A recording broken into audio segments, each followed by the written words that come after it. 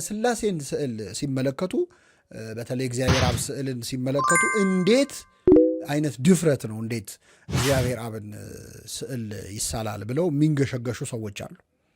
በጣም የሚገርመው እንዲህ የሚሉ ሰዎች መንፈስ ቅዱስ በርግብ አምሳል ሲሳል ግን ተቃውሞ አያውቁም። በመንፈስ ቅዱስና በእግዚአብሔር አብ መካከል ምን ልዩነት አለ? አንድ አይደሉም ወይ? አብ ወልድ መንፈስ ቅዱስ አንድ ናቸው። መንፈስ ቅዱስም ረቂቅ ነው፣ አይታይም። እግዚአብሔር አብም አይታይም። በስጋ የተገለጠው ወልድ ብቻ ነው። ስለዚህ መንፈስ ቅዱስ ርግብ ነው ማለታችን ነው። ለምሳሌ መንፈስ ቅዱስ ስል ርግብ እንስላለን። ለምን? በርግብ አምሳል ስለተገለጠ። የተገለጠበት አምሳል መሳል ይችላል ማለት ነው። ግን ያንን ስንል መንፈስ ቅዱስ ርግብ ነው ማለታችን አይደለም። ወይም ደግሞ ርግብ መንፈስ ቅዱስ ነው ማለታችን አይደለም። በተገለጠበት ነገር ግን እንወክለዋለን። ብዙዎች የሥላሴን ስዕል ወይም የእግዚአብሔር አብን ስዕል የሚቃወሙ የመንፈስ ቅዱስን ስዕል ግን በርግብ ይስላሉ። የመንፈስ ቅዱስ መውረድ የጰራቅሊጦስ ስዕል ላይ እሳት ይስላሉ። መንፈስ ቅዱስ በእሳትም ስለተመሰለ በርግብ አምሳል ስለተመሰለ የጥምቀት ስዕል ላይ ይስሉታል። ስለዚህ መንፈስ ቅዱስስ ረቂቅ አይደለም ወይ? አይታይም አይደለም ወይ? በሚታይ ነገር አንድ የሚገለጥ እሱንም ስዕል ካረግነው የእግዚአብሔር መገለጦች ስዕል ሊሆኑ ይችላሉ ማለት። ከዛ ባሻገር የመንፈስ ቅዱስን ስዕል በርግብ አምሳል ብቻ የሚስሉ ሰዎች የመንፈስ ቅዱስን ስዕል ሲስሉ የአብንም የወልድንም እየሳሉ ነው። የወልድ ስዕል ብቻ የሚስሉ አሉ። አሁን ፓንቶክሬተር የሚለውን ምንድነው ሁሉን ቻይ ኤልሻዳይ መሆኑን የሚያሳይ ስዕል አለ። ክርስቶስ በዙፋን ተቀምጦ 40 እንስሳ በዙሪያ ሆነው፣ እሱስ ቢሆን የሥላሴ ስዕል እኮ ነው። እኔን ያየ አብን አየ፣ አብ በእኔ እንዳለ እኔ በአብ እንዳለው አታውቁም ምን ብሎናል ክርስቶስ። ስለዚህ በተገለጠበት ነገር መንፈስ ቅዱስ የሚሳል ከሆነ እግዚአብሔር አብን ወልድን በተገለጡበት ነገር ልንስል እንችላለን ማለት ነው። ይህን መለስበታለሁ። ሶስተኛ ግን ሊነሳ የሚገባው በኢትዮጵያ ኦርቶዶክስ ተዋሕዶ ቤተክርስቲያን የምናየው የሥላሴ ስዕል ወይም የቅድስት ሥላሴ ስዕል የእግዚአብሔር ስዕል አይደለም። ይህንን በደንብ ማወቅ አለበት ማንኛውም ሰው። ስዕሉ የእግዚአብሔር ስዕል አይደለም የሚለው ቅድስት ሥላሴ ወይም ስሉስ ቅዱስ ነው የሚለው። ምን ማለት ነው? ልዩ የሆነች ሦስትነት ማለት ነው፣ ወይም ሦስቱ ቅዱስ ማለት ነው። ስለዚህ የተሳለው ሦስትነቱ ነው እንጂ እግዚአብሔር አይደለም። ባህሪው አይሳልም፣ መለኮቱ አይሳልም። አንድነትና ሦስትነቱን ግን መግለጽ እንችላለን። ስለዚህ የቅድስት ሥላሴ ስዕል ማለት በብሩሽ የተጻፈ ጸሎተ ሃይማኖት ነው። አብ ወልድ መንፈስ ቅዱስን አንድም ሦስትም መሆናቸውን እናምናለን ብለን የምንጸልየው ጸሎት አለ አይደል? እሱ ነው በቀለም የተሳለው ማለት ነው። ስለዚህ የብሩሽ ጸሎተ ሃይማኖት ነው እያየን ያለ ነው። የተሳለውም የእግዚአብሔር ባህሪው አይደለም። አብ ወልድ መንፈስ ቅዱስ አንድነት ሦስትነታቸው ነው። ቅድስት ሥላሴ ወይም ልዩ የሆነች ሦስትነትን የምትሳለው ልዩ የሆነችን ሦስትነት ለምን ትስላላችሁ ማለት ለምን ታምኑበታላችሁ ማለትም ነው። ምክንያቱም ልዩ የሆነች ሦስትነት ትጻፋለች፣ ትዘመራለች፣ ትጸለያለች፣ ትሳላለች። ኮንሰፕትን ወይም ጽንሰ ሐሳብን ዶክትሪንን መሳል ደግሞ አንዱ የቤተክርስቲያናችን ስዕል መገለጫ ነው። ይህንን በደንብ መረዳት ያስፈልጋል። ይህንን ካልን እንግዲህ የሥላሴን ስዕል በተመለከተ በዓለም አቀፍ በቤተክርስቲያን ታሪክ እንዴት ነበር የሚለውን በደንብ ማየት ያስፈልጋል። በነገራችን ላይ የሥላሴ ስዕል አንዳንድ ሰዎች እንደሚመስላቸው በኢትዮጵያ ኦርቶዶክስ ተዋሕዶ ቤተክርስቲያን ብቻ የተሳለና የሚሳል አይደለም። በዓለም አቀፍ በምስራቁም በምዕራቡም የቅድስት ሥላሴን ወይም የአብ ወልድ መንፈስ ቅዱስን አንድነት ሦስትነት የሚያሳይ ስዕል ብዙዎች ስለዋል፣ ለመሳል ሞክረዋል። እንደውም አንድ ጸሐፊ ኦን ዘ አይኮን ኦፍ ጋድ ዘ ፋዘር ወይም ስለ አብ ስዕል የሚል መጽሐፍ የጻፈ ጸሐፊ ያለና በዚህ መጽሐፉ ላይ የሚላል በአውሮፓ የሥላሴን ስዕል ለመሳል ሞክሮ የተሳካለት ሰዓሊ የለም ይላል። ይህ ማለት እውነትም ለብዙ ዘመናት በተለያየ መንገድ አንድነት ሦስትነቱን ለመግለጽ በስዕል ለመግለጽ ብዙዎች ሙከራ አድርገዋል። እንግዲህ የሥላሴ ስዕል ለመሳል ሲሞክሩ እግዚአብሔር መገለጡን ነው የሚስሉት፣ ቅድም እንዳልኩት መግቢያ ላይ እና የመጀመሪያ የሥላሴን ስዕል ለመሳል የተሞከረው በአብርሃም ቤት የተደረገውን እግዚአብሔር ለአብርሃም በሦስት ሰዎች አምሳል የተገለጠውን መገለጥ ነው። ይህንን መገለጥ በዝርዝር መጣበታለው። ለሥላሴ የተረጎሙ የቤተክርስቲያን አባቶች አሉ፣ ሌላም ትርጉም የሰጡ አሉና ለሥላሴ የተረጎሙትን አባቶች ወይም ደግሞ ምስጢረ ሥላሴን ያሳያል ያስረዳል የሚለውን መነሻ በማድረግ ለመሳል የሞከሩ ብዙ ሰዓሊያን አሉ። የመጀመሪያው ነው። ሁለተኛው የቅድስት ሥላሴ ስዕል ለመሳል የተሞከረው አብ ወልድ መንፈስ ቅዱስ የተገለጡበት የምስጢረ ጥምቀት ታሪክ ነው። በማቴዎስ ወንጌል ምዕራፍ 3 ላይ እግዚአብሔር ወልድ በሥጋ ተገልጦ በባሕረ ዮርዳኖስ መሃል ሲጠመቅ ነበር አይደለም። ስለዚህ በዚህ ጥምቀት ቀን እግዚአብሔር አብ የምወደው ልጄ ነው የሚል ድምፅ አሰማ። አብ መሆኑን ልጄ ሲላወቅን ከዛ መንፈስ ቅዱስ ደግሞ በርግብ አምሳል ወረደ።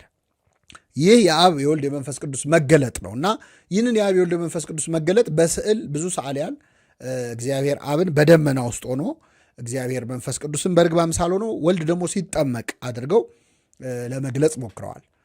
ሶስተኛው ብዙዎች ለመሳል የሞከሩበት መንገድ ደግሞ ምንድን ነው?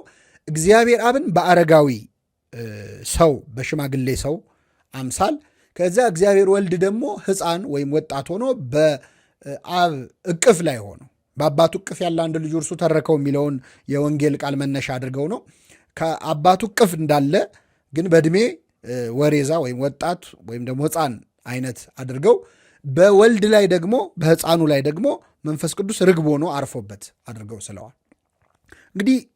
እንግዲህ ይሄ በየዘመናቱ የተደረገ አንድነት ሶስትነቱን ለመሳል የተደረገ ሙከራ ነው።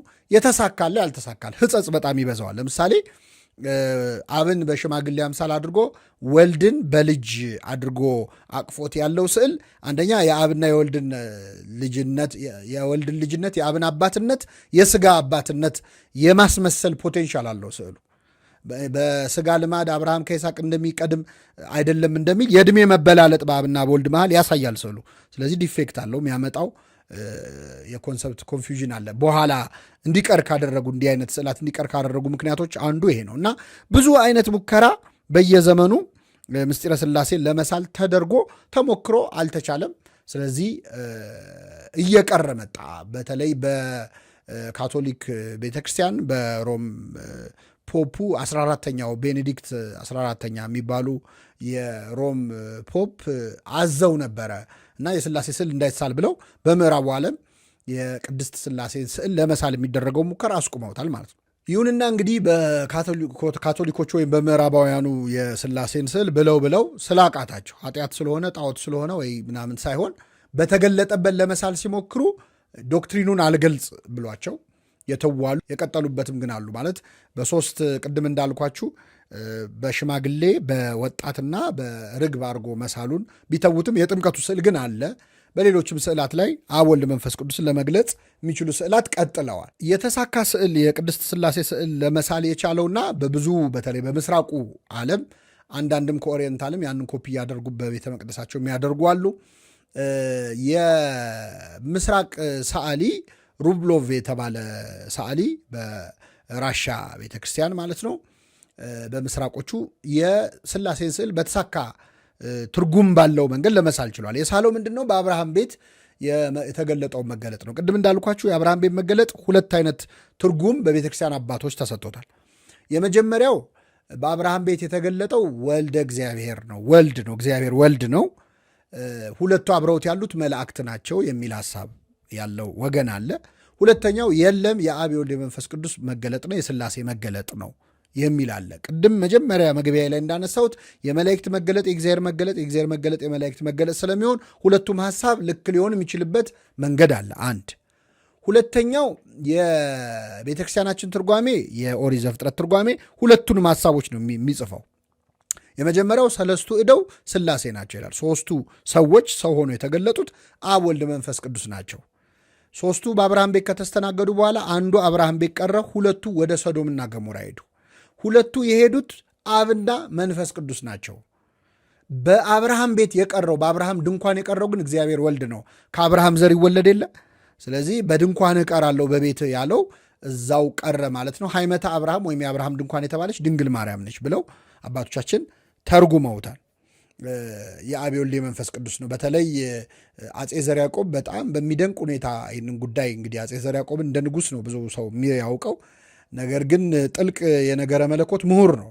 ለብቻው እንመለስበታለን ስለ አጼ ዘርዓ ያዕቆብ እና እሱ እንደውም የአብ የወልድ መንፈስ ቅዱስ ብቻ ነው ብሎ በተለይ ጌታና ሁለት መላእክት ናቸው የሚሉትን በጣም ተቃውሟል። እሱ ሐሳቡን ምንድን ነው የሚለው?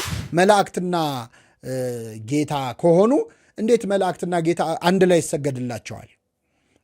የታየህ አብረው ሲሰገድላቸው መልአክ ከእግዚአብሔር ጋር እኩል ለብቻቸው በጸጋ ሊሰገድላቸው ይችላል፣ ለእሱ ለመለኮት ይሰገዳል። ሁለቱ መላእክት አንዱ እግዚአብሔር ከሆነ ግን እንዴት አብረው ተሰገደላቸው? እንዴት በአንድ ዙፋን ተቀመጡ? ብሎ በሚደንቅ ሁኔታ ጥሩ አርጊውመንት አንስቶ ይከራከራል። ግን አንዱ ወገን ነው። ከቤተክርስቲያን አባቶች ይህን የሚደግፉ አሉ፣ የሚቃወሙ አሉ እንዳልኳቸው። ስለዚህ የመጀመሪያ የሥላሴ መገለጥ ነው። የሚበዛው የቤተክርስቲያናችን ትምህርት ይህንን የሚያሳየው። መላእክትን ቢገለጡ እግዚአብሔር አንድነት ሶስትነቱን በዚህ ታሪክ ውስጥ መግለጡን ግን ሁሉም የቤተክርስቲያን አባቶች ማለት በሚቻል ደረጃ ብዙዎች ጽፈውበታል። የእኛ ቤተክርስቲያን ደግሞ አብርሃም ቤት የተገለጠውን የሥላሴን መገለጥ የአብርሃሙ ሥላሴ ብላ ታከብራለች። ስለዚህ የኢትዮጵያ ቤተክርስቲያን ኦፊሻል አቋም የአብ ወልድ መንፈስ ቅዱስ መገለጥ ነው። ነገር ግን ሁለቱ መላእክቱ ናቸው፣ አንዱ ጌታ ነው የሚለውን ሐሳብ የእኛም ቤተክርስቲያን ጨርሶ ቦታ አላሳጣችሁም። የእኛ አባቶች ደስ የሚሉት ሩም አያሳጡም። ለሌላውም ትርጓሜ ቦሌ ቤሉ እንዲህ የሚሉም አሉ ብላ ቦታ ትሰጣለች። ስለዚህ ሁለተኛው አንዱ ጌታ ነው ሁለቱ መላእክት ናቸው የሚለውም በእኛ ትርጓሜ ላይ ምን ይላል? አንዱ ጌታ ነው የተባለው አዎ ሁለቱ መላእክት ናቸው፣ ከእሱ ጋር ነበሩ። መላእክቱ ሄዱ፣ እሱ ቀረ የተባለው ሁለቱ ሚካኤልና ገብርኤል ናቸው። እሱ የቀረው ደግሞ በድንግል ማርያም ማፀን ያደረው ጌታ ነው ብለው የአብርሃምን ድንኳን እመቤታችንን ያስተምሩበታል ማለት ነው።